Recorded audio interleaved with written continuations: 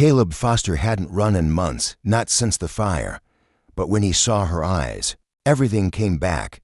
He was just picking up Maya, his 7-year-old daughter, from her after-school dance class. The sun had just dipped below the horizon, casting long shadows across the cracked pavement of the grocery store parking lot. Flakes of snow drifted lazily from the sky, softening the world in white silence. Caleb held Maya's small hand in his, her pink backpack bouncing against her. Back with each step, she talked about her ballet teacher, about spinning too much and falling on her butt, giggling in a way that warmed him even in the cold. Caleb chuckled, though it didn't quite reach his eyes. 2 years had passed since Melissa, his wife, his center, died in a house fire, the same fire he'd fought, the same night he was supposed to be on shift, but had stayed home with a sprained ankle. She had gone out to drop off a casserole at a neighbor's. He never made it inside. The smoke, the screams, the wall that collapsed just as he reached for her, it haunted him. He never told Maya everything, just that Mommy was with the stars now. Sometimes she looked up and whispered to them.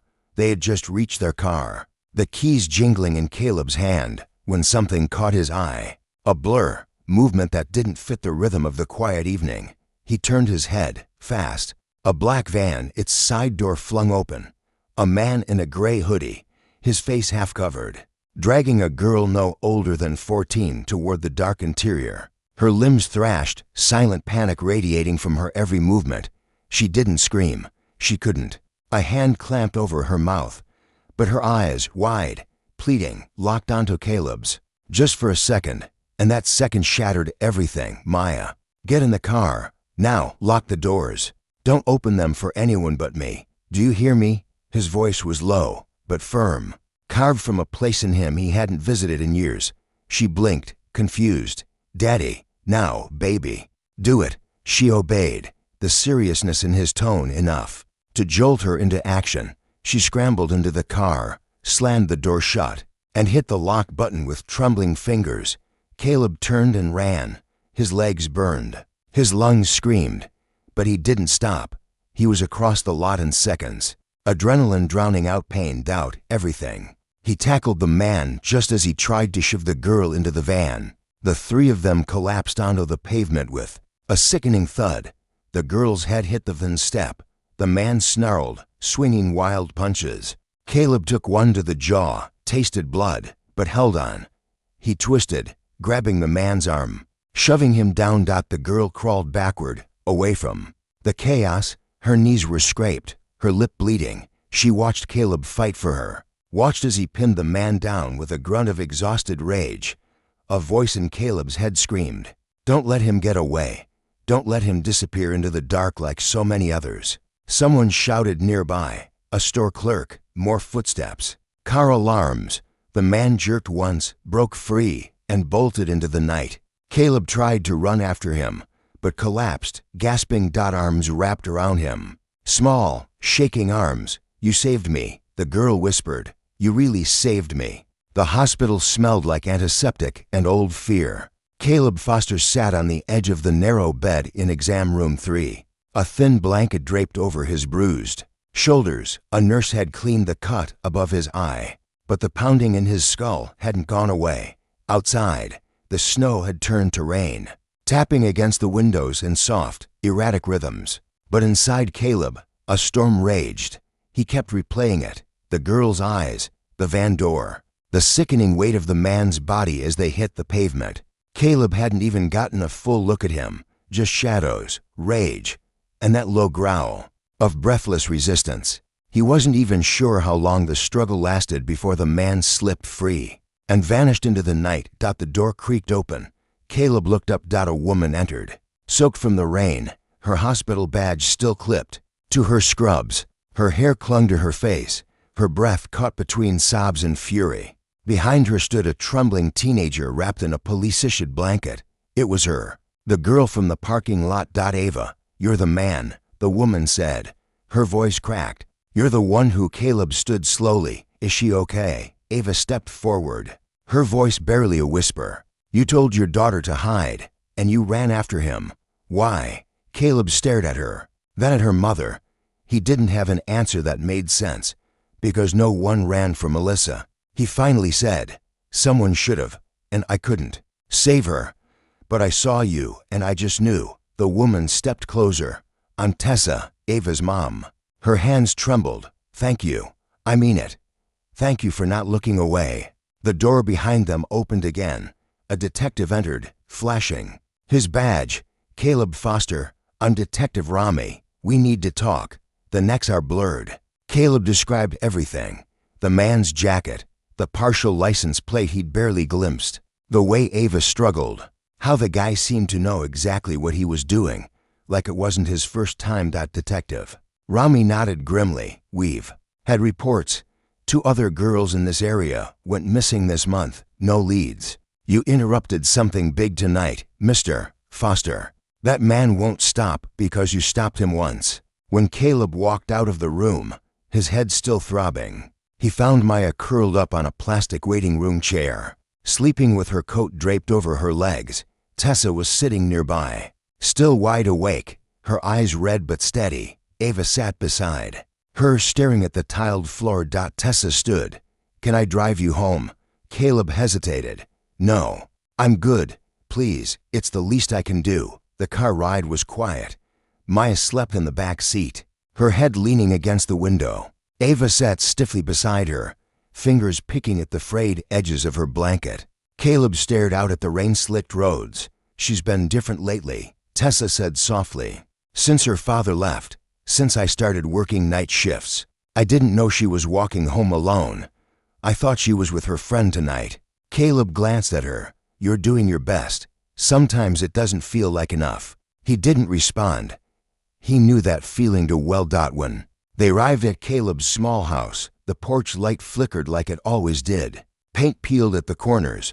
The place had once been filled with music and cinnamon candles.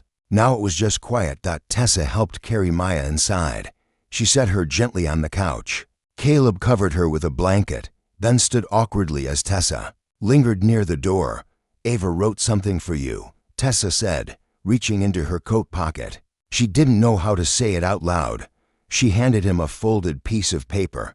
Caleb opened it. In shaky handwriting, it read, "You didn't have to save me, but you did.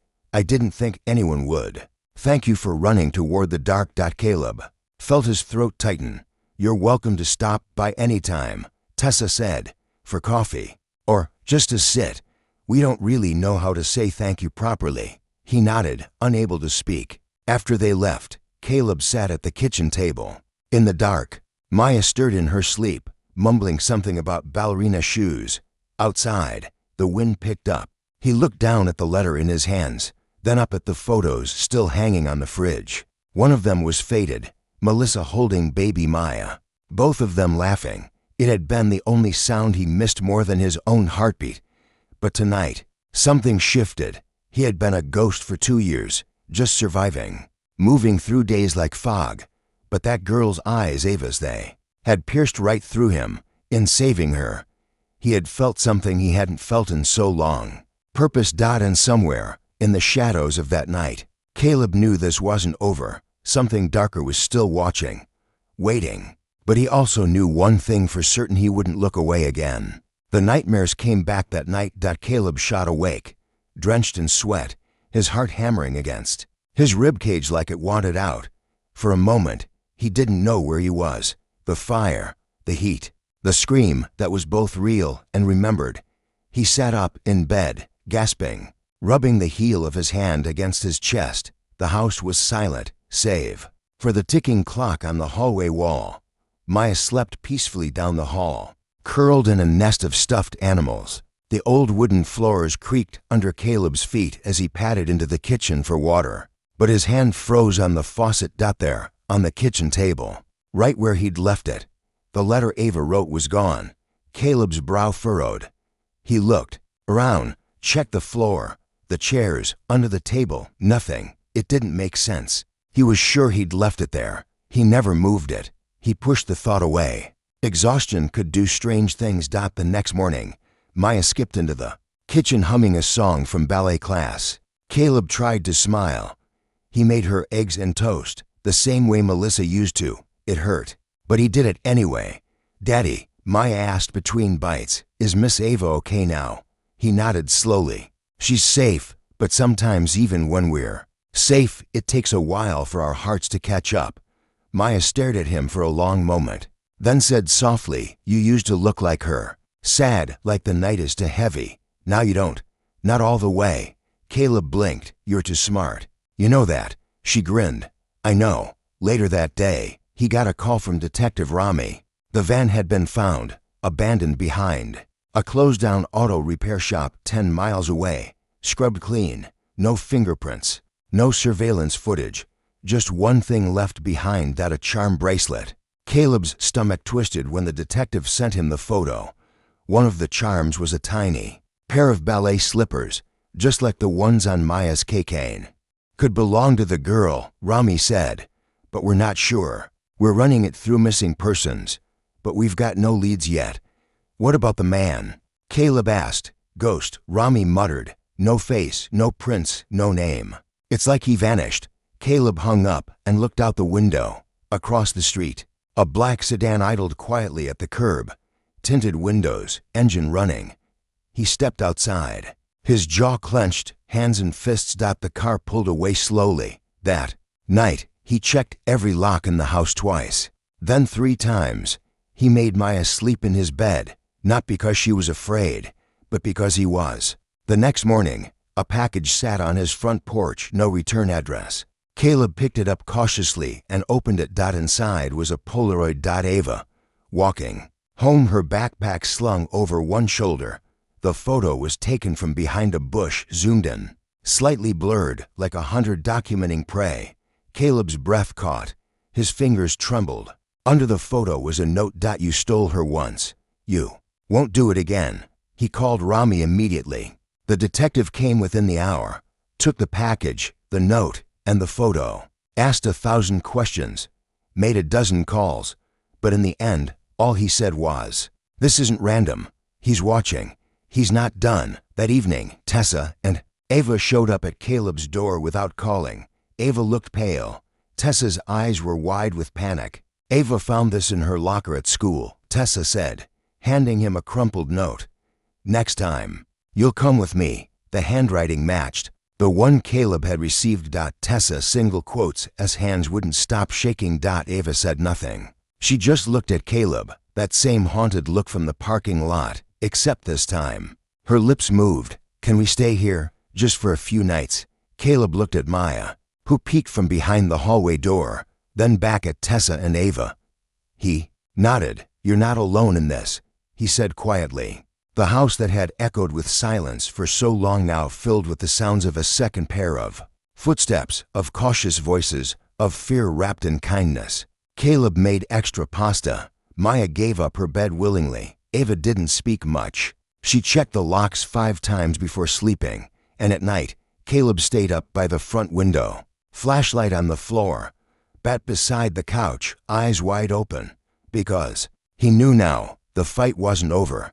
Whoever this man was, he was playing a long game, and Caleb wasn't just protecting someone else's daughter anymore. He was protecting his own heart from breaking all over again. The house was still, not quiet, still, that kind of heavy, watching stillness that made Caleb's skin prickle. It had been for nights since Ava and Tessa moved in, for nights of rearranging everything. Maya had insisted on making signs for their doors. Ava's room was scribbled in red crayon on the guest room. Miss Tessa's coffee lab was taped to the kitchen cabinet. It should have been sweet, but the shadows were changing. Ava didn't sleep. Not really. Caleb heard her pacing at night, heard her whispering to herself through the walls.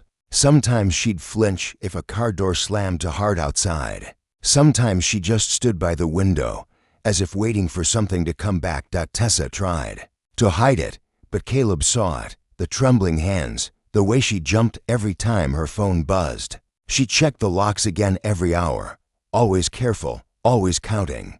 The detective hadn't called back in 2 days, and the longer the silence stretched, the louder the dread became. On the 5th night, Caleb woke up gasping again, not from a nightmare this time, from a sound, footsteps, soft, quick, on the porch. He grabbed the bat by the door and moved silently, every muscle coiled. The porch light flickered as he opened the front door a crack. No one. But something was there. Taped to the mailbox. A photo. Caleb snatched it down, his pulse racing. In the photo, Ava stood beside Maya at the park from 3 days ago. They were smiling. Ava had her arm around Maya's shoulder. It had been a good day. But the angle of the shot said everything. It was taken from behind a tree. Far enough not to be noticed. Close enough to mean he was there. On the back of the photo, in bold, jagged letters, "She's not your daughter. Stay out of it." Caleb stared at it for a long time. Then he did something he hadn't done since Melissa died. He dialed an old number. "Mitch," he said, his voice raw. "I need help." Mitch had been his partner at the firehouse. They hadn't spoken in a year, not since Caleb walked away from everything after the fire. "Caleb?" The voice on the other end sounded stunned. "You? Okay, not even close." He explained everything. The attack, the threats, the photos, the fear, and the feeling in his gut that this wasn't about random violence anymore. This guy, he's not just following her. He's circling, like he knows how to stay invisible, like he's trained. Mitch was quiet for a second. "Then you think he's ex-military? Maybe, or worse." That night, Caleb set up cameras, motion sensors, made sure every window had a dowel in it. He checked the basement twice, the attic once. He couldn't afford sleep anymore. He'd done it before. He could do it again. The next day, Tessa got a call from Ava's school. Someone tried to pick her up, the principal said. Claimed to be her uncle. No ID. When we pressed, he left. Ava froze when she heard, then crumpled to the floor. "He's not going to stop," she whispered. "He said it before. He said it when he had me. He said, I belong to him." Tessa dropped to her knees beside her, holding her tightly, both of them shaking. Caleb stood behind them, jaw clenched so hard his teeth ached. That evening, while the girls played board games, Caleb asked Tessa to meet him outside. The winter wind sliced between them as they stood under the porch light. "I need you to tell me the truth," Caleb said. "All of it." Tessa looked down. "I told you everything I know. You told me what happened after she was taken. But something happened before." She didn't speak. "This guy isn't just obsessed," Caleb said. "He's targeting her like it's personal. And he knows too much about your life, where you work, where Ava goes to school, what friends she had, even the damn charm on Maya's." Kane, Tessa finally met his eyes. "I never wanted her to know." "Know what?" "The man who took her." Her voice broke. "I think he's her father." The silence hit like a gunshot. "We never put him on the birth certificate," Tessa said. "He was dangerous, unstable, controlling. He left before Ava was born. I changed my number, moved cities. I thought we were safe." Caleb staggered back a step. "You think he's the one?" "I saw him once, 4 years ago, outside a clinic where I worked. He didn't say anything, just watch me." "Why didn't you go to the police?" "I tried. They said there was no record of him. He used a fake name. He's like smoke." Caleb exhaled slowly. The puzzle was shifting. This wasn't random. This wasn't about obsession. That it was about ownership, revenge, control. And it had followed them all the way here. Inside the house, Ava helped Maya build a blanket fort. For a moment, they were just kids again. But outside, Caleb knew the clock was ticking. This man hadn't disappeared. He was just getting closer. The wind howled outside the house that night like it was morning. Something unseen. Tree branches scraped against the windows like fingernails. And somewhere in the distance, a dog barked 3 short, urgent times. Then nothing. Silence swallowed everything. Inside, Caleb sat by the front window again, flashlight by his foot, phone clutched in one hand, bed in the other. It was his 5th night of keeping vigil. But this time, he wasn't waiting. He was hunting. He hadn't told Tessa everything. Not about the files Mitch had sent him after their call. Not about the encrypted folder labeled missing girls, confirmed links, and definitely not about the name that had appeared halfway down the list. Richard Vance. No social security number, no confirmed address, no photos, but a trail, shallow, quiet, and buried under aliases. Every woman he had been involved with, gone underground, protective orders that vanished from the system, every case. One thing in common, a daughter. Caleb stared at the folder again on his laptop. 8 girls, all between 12 and 15. One of them had red hair like Ava. 2 had last been seen near hospitals. 1 was never found at all. And now Ava. He heard a soft knock behind him. Ava stood in the hallway in pajama pants and an oversized hoodie. Her hair hung down like curtains, hiding her face, but her eyes, they were wide open, raw, knowing. He was in my room. She whispered. Caleb stood up instantly. What? I don't mean just now. I mean, back when I was little, I used to wake up and feel like someone was standing in the corner. Mom said it was just nightmares, but I remember his smell, cigarettes, and peppermint. Caleb's blood ran cold. Ava stepped into the living room, arms wrapped around herself like she was trying to disappear. He used to send letters to my school. I'd throw them away. I was scared Mom would send me to therapy again. I thought it was my fault. Caleb crouched in front of her. Ava, none of this is your fault. Do you hear me? She nodded slowly, but her shoulders never relaxed. Just then, his phone buzzed. A text from Mitch. Found something you're not gonna like it. Check your email. Caleb opened the file, and for a moment, the world tilted. There it was. A police report from 11 years ago. A fire in Jackson County. A child found alive, burned but breathing. Mother never identified. Child placed in protective custody, name redacted. Custody request later denied to a man claiming to be the father. Richard Vance. Caleb looked up slowly at Ava. Ava, he said gently, where were you born? She shrugged. I don't know. Mom always said we started over when I was little. He stood and walked into the kitchen, his mind spinning. If Richard was Ava's father, and if he had a history of arson, then his eyes fell to the motion detector panel on the wall. Disabled. His hand flew to the window latch. Unlocked. Then he heard it. Maya single quotes as scream. He ran. Her room was empty. Blankets on the floor. Window open. A cold wind cutting through. He didn't think. He bolted outside barefoot. The icy porch burning his feet. Eyes scanning wildly. Then movement. Something behind the trees. A flash of pink. Maya's pajama sleeve. Caleb tore across the yard, slipping once, then pushing harder. Maya. He shouted. A figure, tall, hooded, emerged from the trees. He had one arm around Maya's waist, dragging her backward into the shadows. Caleb didn't feel his body move.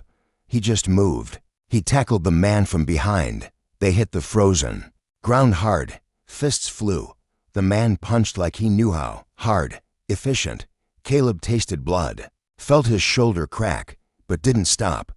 He roared. Maya scrambled away, crying. Ava came running from the porch, screaming her name. The man broke free and sprinted into the woods. Gone before they could breathe.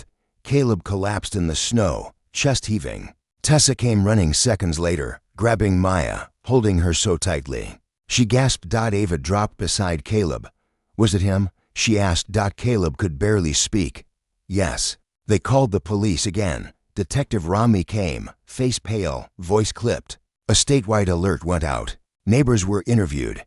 Nothing. But this time, there was something left behind. In the snow. A necklace, one Ava recognized instantly. He gave it to me once, she said, her voice shaking. When I was 6, I threw it away. Caleb picked it up, etched on the back, in tiny letters, you were always mine. And in that moment, Caleb knew something had changed. Richard Vance wasn't just a shadow anymore. He was coming back. And next time, he wouldn't miss. The police left at dawn. Again. Yellow tape stretched across the backyard, fluttering uselessly in the wind like a broken promise. Footprints in the snow marked the spot where Maya had nearly vanished, small tracks leading away. Then sharp, violent scuffs where Caleb had tackled the man. Blood stained the frozen dirt in a thin trail that ended in the woods. But there was no capture, no answers, just silence. Maya hadn't spoken since. She lay curled on the living room couch, clinging to her stuffed rabbit, her eyes hollow. Tessa hovered nearby, whispering, brushing back Maya's hair, trying to soothe her with a lullaby that felt too small for what had almost happened. Ava stood in the hallway, watching it all, her fists clenched, her chest tight. She had come so Close to losing another piece of her world. Caleb moved through the house like a man possessed. He didn't sleep. He didn't eat. He tore open every cabinet, every drawer, every vent, searching for anything that could tell him how Richard Vance kept finding them. And then he found it. Taped beneath the hallway vent, tucked in the corner behind a loose panel, was a black plastic box no bigger than his palm, blinking red. A tracker. He stared at it in disbelief. His mind spiraled. It hadn't been mailed. It wasn't stuck to their car. It had been here, inside the house. For how long? He stepped outside, rage coiling inside him like a living thing. He slammed it onto the porch, smashing it with a hammer until it was nothing but sparks and shards. When he walked back in, he looked at Tessa, his voice low and controlled. He was in the house. She gasped, hand flying to her mouth. Ava whispered, "How?" Caleb looked at her, his voice barely a breath, because he never really left. They moved to a hotel that night. Caleb didn't ask. He just packed bags, scooped Maya up in a blanket, and told them, "We leave now." The hotel was cheap but clean. One room, 2 beds, a flickering television that no one watched. They didn't sleep. They barely spoke. At 3:47 a.m., Caleb's phone buzzed. Unknown number. He stared at it for a moment, then answered. A man's voice, low, calm. "You can change locks, you can change towns, but you can't change what she is." Caleb's grip tightened. "What do you want?" A pause. "My daughter." Click. The line went dead. Caleb didn't tell Tessa. Not yet. He sat down at the tiny table in the corner of the room, opened his laptop, and called Mitch on video. "I need you to run something. This guy, Richard Vance, he's been one step ahead the whole time. What if he's not working alone?" Mitch leaned forward. "You think he has help? He knew things he shouldn't, where she goes to school, where I live, what Maya wears. He got into my house, planted a tracker. That's military-grade surveillance. This isn't just one crazy man. This feels like something bigger." Mitch nodded slowly. "There's something you need to see. A file loaded. Photos, security footage, police records." One name repeated. "Officer Daniels. School resource officer. Part-time security for Ava's school. Long history of unexplained gaps in employment.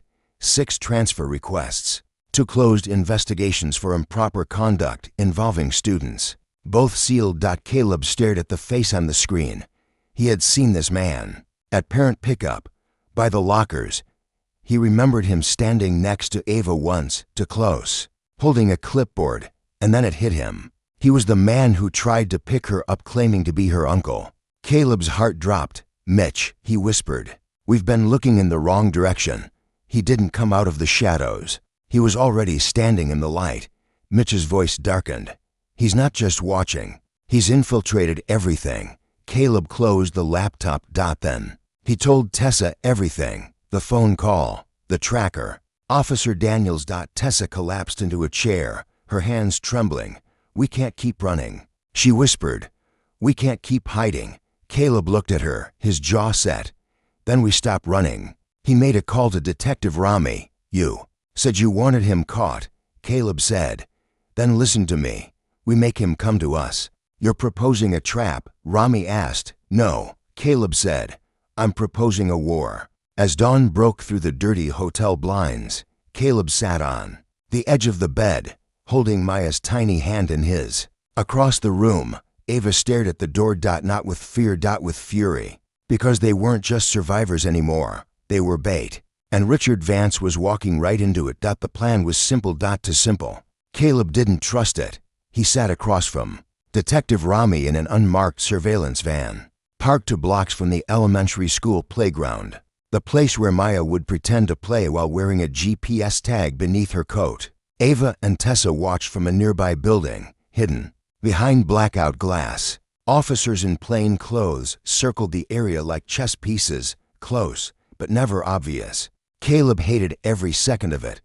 "This won't work if he thinks we're watching," Rami said, peering through binoculars. "He needs to think you've let your guard down, that he's still in control." Caleb's voice was ice. "He's not." The last 2 days had been a blur of movement and tension. Hotel rooms, burner phones, security codes and emergency drills. Ava refused to sleep. Maya flinched every time a stranger walked past. Tessa hadn't smiled since the night Caleb found the tracker, but they were done hiding. Ava had agreed to send a text from her old number. A bait message meant for the man they now knew as Richard Vance. I'm scared. I miss you. Can we meet somewhere safe? Please come. It was the lie that might save them. But Caleb knew something the others didn't, something Mitch had found and quietly passed along. In the early hours of the morning. A list, a roster of names. Every girl Richard had targeted over the last 13 years, only to were confirmed survivors, and both had mothers who had disappeared shortly after the abductions. The one unspoken truth nobody wanted to admit: Tessa might be next. The plan hinged on timing, but time, Caleb knew, was slippery, and this man had already proven he could walk through locked doors, erase his footprints, and vanish like smoke. An officer's voice crackled through the radio. We've got movement. Black van, north perimeter. He's circling. Caleb leaned forward, fists clenched. Do not engage unless he steps out. I want eyes, not bullets. But even as he said it, something didn't feel right. It was too early. And Richard was too smart. Inside the school, Maya's walkie beeped once. She was reading aloud to her doll, pretending, playing. Every second stretched like rubber. Then a new voice crackled through the radio. This is Officer Daniels. I've got eyes on the suspect. Pursuing on foot. Rami froze. We didn't authorize that. Caleb's head snapped toward him. What did you say, Officer Daniels? Rami said slowly. He's on scene. No, he's not, Caleb growled. He's the one we're hunting. The van erupted into chaos. Radios blared. Officers moved. Rami's voice barked orders into the mic. But Caleb didn't wait. He jumped from the van and ran, full speed, heart slamming into his ribs. Maya. He reached the school in seconds. The playground was empty. Maya. He shouted. A scream echoed from inside the building. He kicked the door open.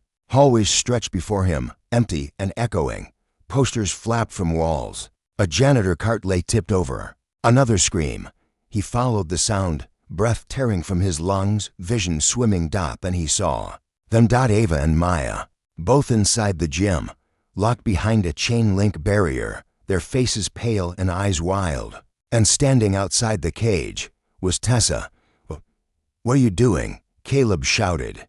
But her eyes, they were calm, focused, too calm. He said he'd stop if I gave her back. Tessa whispered. Caleb stopped cold. What did you say? He promised, she said. He promised no more girls would disappear. No more fires. No more notes on my pillow. I just want it to stop. The gym. Doors slammed shut behind him. A man stepped from the shadows, tall, cold, wearing a long black coat and gloves that gleamed. Richard. Caleb lunged, but the man raised a remote and pressed a button. An explosion shook the hallway behind them. A flash bang, smoke billowing. Through the doors, Caleb dropped to his knees, coughing, eyes burning. Richard leaned down beside him. You should have walked away, he said. But then again, you're just like her, always trying to save people who don't want to be saved. He turned to Ava. She was mine before she was yours, and I'm just taking her home. Ava, trembling, spat at his feet. I'm not yours. Caleb stood slowly, fury trembling through him. She doesn't belong to you. Richard looked at Tessa. Open the cage. Tessa's hand hovered over the keys. Caleb locked eyes with her. Do not let him win. She looked at her daughter, at Maya, then at the man beside her. And then she did something no one expected. She ran, grabbed the cage keys, threw them through the air, straight to Caleb. Richard lunged. But Caleb caught the keys, opened the lock, and shoved the girls behind him. Go, he roared. Richard tried to follow, but Caleb tackled him. It wasn't a clean fight. There was blood, broken ribs, the sound of a gunshot that went wide. But when officers stormed the gym seconds later, Caleb was on top of him, hands around his throat, both of them barely breathing. Ava screamed, "Stop!" and Caleb did. Just before he crossed a line he couldn't uncross, Richard was arrested. Tessa was taken away in handcuffs. Officers asked questions. wrote reports, tried to understand how a mother could make such a deal. But Caleb understood. Fear makes you a prisoner, and sometimes, even the strongest people give in to the dark when no one sees their pain. As the sun rose over the shattered gym, Caleb sat beside Ava and Maya on the floor, both of them clinging to him. They were safe. For now. But the scars would stay, and the story wasn't over. Not yet. 3 days had passed since the gym. 3 long, fractured days filled with police reports, forensic interviews, and whispered hospital visits. Caleb's face was still bruised, 3 ribs cracked, his shoulder dislocated during the final scuffle. But none of it compared to the pain behind his eyes, the pain of betrayal, of knowing that Tessa, the woman he had let into his home, his life, and his heart, had almost handed his daughter to a monster. She hadn't spoken since the arrest. Her public defender said she was catatonic with guilt. Caleb didn't care. His only focus was Maya. And Ava. Maya was quiet now. Too quiet. She used to fill the house with questions, silly ones, curious ones, always poking at life. Now, she barely left Caleb's side. She carried her rabbit with her everywhere and sometimes whispered to it. When she thought no one was listening, Ava was different too. Harder, sharper, like someone who'd aged years and days. She never sat with her back to the door, and she never mentioned her mother. On the 4th day, Detective Rami showed up. He didn't say much at first, just stood in the kitchen sipping bad coffee, staring at the floor like the words might crawl up and say themselves. "We found something in Vance's storage unit," he finally said. Caleb stiffened. "What kind of something?" Rami slid a photo across the table. Caleb stared at it. It was a burned piece of paper, melted around the edges, barely legible, but he recognized the handwriting. It was Melissa's. He couldn't breathe. "We ran it through handwriting analysis," Rami said. "Matched it to a journal your wife wrote in after the firehouse fundraiser back in '09. We got it from your attic. Sorry, had to search everything." Caleb's heart beat like thunder in a box. How did Vance get this?" Rami looked at him. "We're still piecing that together. But it seems Melissa was working on something. A report. She had volunteered at a halfway house that, well, it was a front." Caleb blinked. "A front for what?" Rami's voice dropped. "A trafficking pipeline." The world tilted. Caleb gripped the edge of the table. "She was trying to expose it," Rami continued, quietly, anonymously. "But she got too close, too loud. The fire wasn't an accident, Caleb. It was a warning. And Vance, he wasn't just some predator. He was the cleaner." Caleb's jaw tightened. "You're telling me they killed my wife?" Rami nodded once. Caleb stood, pacing, his fists clenched. He couldn't speak, couldn't even think. But something inside him clicked. "Ava," he said suddenly. "Does she know?" Rami hesitated. "She was mentioned in Melissa's notes as a potential target. That's how Vance knew about her. Your wife. She tried to protect her before she even knew her." Tears stung Caleb's eyes. Melissa had died trying to save a girl she'd never met. And now, 2 years later, her husband had finished the job. Fate was twisted like that. Later that night, Caleb sat on the porch, staring at the stars. Maya was asleep inside, finally resting without nightmares. Ava sat beside him, arms wrapped around her knees. "Do you miss her?" she asked. "Every second." "My mom," Ava whispered. "She chose him." Caleb turned to her. "No, she chose fear. And fear lies. It tells you you're out of options. But you're not.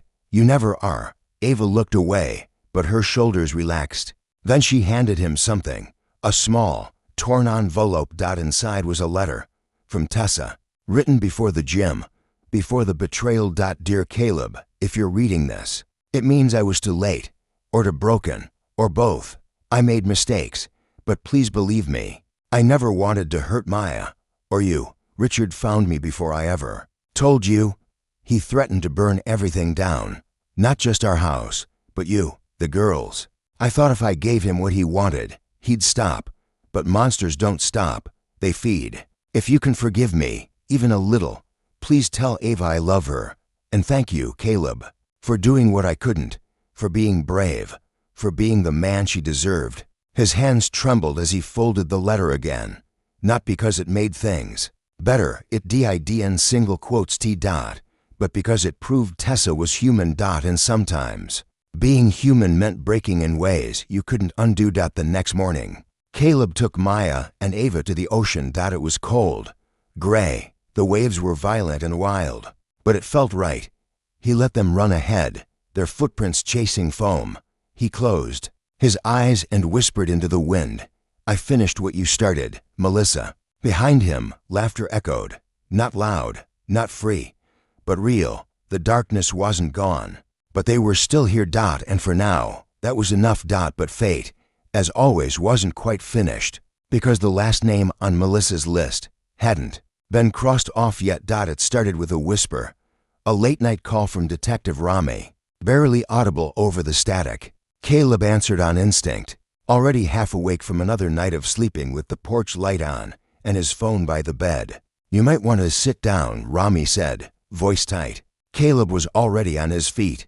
"Just tell me." "We recovered a flash drive from Vance's secondary storage locker. The data was corrupted, but we got part of it back." Caleb's breath caught.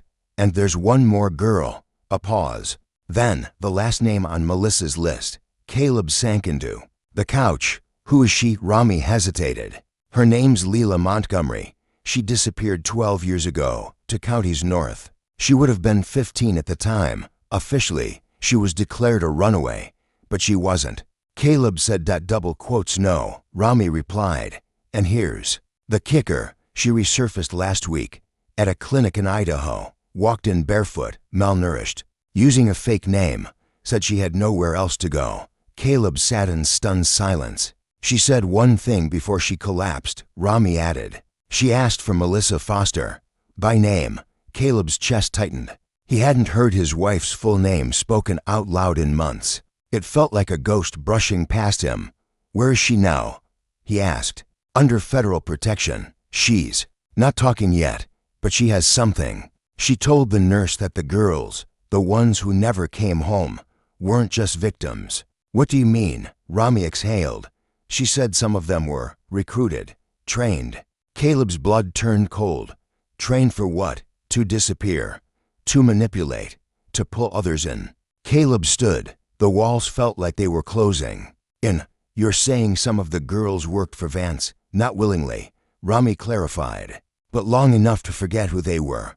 Long enough to become weapons." The word hit like a hammer. "Weapons." Caleb ended the call and stepped outside, the night air biting against his skin. The moon hung low, heavy and pale like an old wound. He watched the shadows stretch across the yard and wondered, how many of them were girls just like Ava? How many had been broken, reshaped, and set loose? And then the question came, sharp and terrifying: what if one of them had already come back? The next morning, Ava found the note taped to her bedroom mirror, written in black marker, "You don't belong here." She didn't scream. She didn't run. She just stared. The handwriting was too neat, too deliberate. Caleb rushed into the room when she finally called him. His face went pale the second he saw the message. "Who's been in here?" he asked. Ava shook her head. "No one. The window's locked. The door's been shut." But Caleb saw something on the floor. A small pressed flower, a lavender sprig, dried and brittle. Melissa single quotes S favorite flower. He knelt, hands shaking, and picked it up. "She used to press these into her journals," he whispered, "but only when she finished something. When she closed a case." Ava's voice trembled. "You think she left this?" "No," Caleb said slowly. "I think someone wants us to believe she did." They went back to the storage unit later that day, accompanied by Rami, and to forensic techs. This time, they dug deeper. Behind a false panel in the wall, they found something the previous team had missed: a small, locked case. Inside, sealed in plastic, dozens of IDs, passports, all with different names, different girls. And at the bottom, a photo. Melissa. Standing beside a girl with dark hair and haunted eyes. On the back of the photo, "She's ready." Rami stared at it, his voice low. "That girl, that's Leela." Melissa knew her, Caleb said. "More than that," Rami replied. "I think she tried to turn her back, to bring her out." Did it work? Depends. Rami said. On whether she came back as a survivor or something else. They flew to Idaho the next day. The clinic was quiet, tucked between pine-covered hills and snow-dusted fields. Caleb walked through its sterile halls with a strange sense of déjà vu. It reminded him of the hospital where Melissa died. The same smells, the same echo of old pain. Leela was in room 12. Caleb stepped in slowly. She looked up, thin, pale, eyes far too old for her age. You're Melissa's husband, she said softly. Caleb nodded. Yes. She tried to save me, Leela whispered. But I was already too far gone. You're here now, Caleb said. That means something. Leela shook her head. You don't get it. I didn't come back for help. I came back to warn you. Caleb leaned in. They're still out there, Leela said. Girls like me. Some older now. Some already planted. Planted where? Leela looked him dead in the eye. In families. In schools. In lives you'd never question. And what are they waiting for? Her voice was almost a whisper. Orders. As Caleb walked out of the clinic, wind tearing at his coat, he knew one thing. This wasn't the end. This wasn't even close. This was the next beginning. And the fight wasn't over. Not until every girl was free. And every monster dragged into the light. The wind at the Idaho airfield howled like it knew a storm was coming. Caleb stood beneath the pale morning sky, watching the fog cling to the treetops like ghost fingers. Ava and Maya waited in the car. Behind him, unaware of the final truth he was about to uncover, he clutched Melissa's old notebook in one hand. It had been found in a sealed envelope Leela had kept hidden in her shoe. A battered black leather journal, pages worn thin and stained with water and ash. Every line was a whisper from a woman who had died trying to save others. Every page, a map of the darkness she had dared to step into alone. On the inside cover, in Melissa's neat, sharp handwriting, was one phrase: if I disappear, it's because I found something no one wants exposed. And she had inside the journal were names, dozens.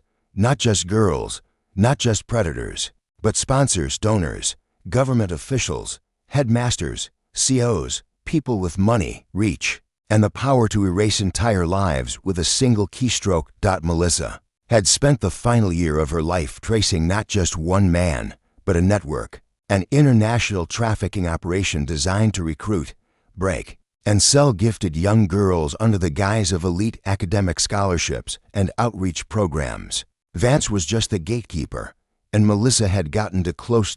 Caleb closed the notebook. His hands trembled, not from fear, but from purpose. He turned to Leela, who stood a few feet behind him, arms crossed, eyes haunted.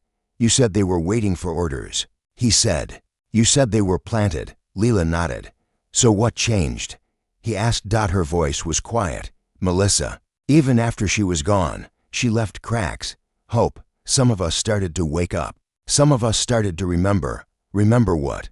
Who we were, who we're not. Leela turned her face to the wind, her eyes welling.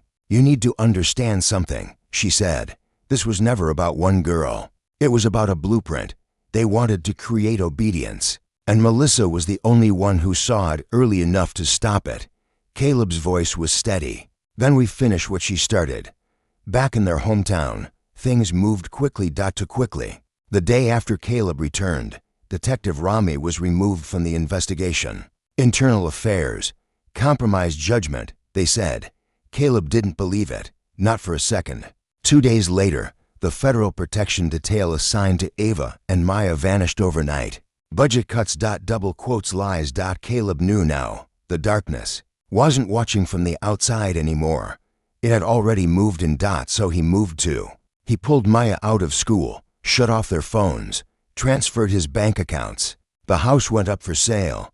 And on the third night after returning home, he went back to Melissa's grave, the place he hadn't visited since the first snowfall after she died. He stood there in silence, hands in his coat pockets, heart thundering. I know now, he whispered. I know what you tried to stop. I know who you tried to save. He reached down and placed the pressed lavender flower Leela had carried in her boot beside the headstone. I forgive you for not telling me. I forgive you for carrying this alone. Behind him, he heard footsteps. He turned slowly. Ava. She stepped Beside him, her hands shaking, I saw the names in her book, she said. One of them is a teacher at my old school. Caleb's breath caught.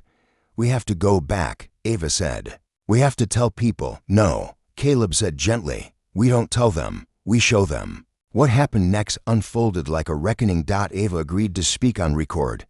Leela joined her. Other survivors, 4 of them, stepped out of the shadows, drawn by whispers of Caleb and Melissa's name. A national podcast ran their story first. Then a major paper picked it up. Within weeks, the country erupted. Names were named, resignations, indictments. Some arrests, some suicides, but not all of them. Some vanished. Just like Melissa predicted they would. Caleb kept going. Every day, he sat. With the girls, with survivors, with children who had nowhere else to go. He opened the Foster Foundation, named in his wife's honor. A home, a school, a mission. Not to save the world, but to protect one girl at a time. And then, one spring morning, 3 years after Melissa's death, Caleb walked into the main hall of the foundation and saw something that stopped him cold. A mural, painted by the children. Melissa stood in the center, surrounded by girls holding books, tools, shields. Above her, in bold letters, she lit the match. He carried the fire. Late that night, Caleb sat on the porch of the foundation, with Maya asleep in his arms and Ava beside him, staring up at the stars. Do you think it's over? Ava asked. Caleb looked up into the darkness. No, he said, but we're not alone anymore. Ava reached into her pocket and pulled out something small, a silver pendant, a tiny flame. For Melissa, she whispered. For all of us. Caleb smiled, eyes wet. They had fought the shadows, and this time they'd brought light.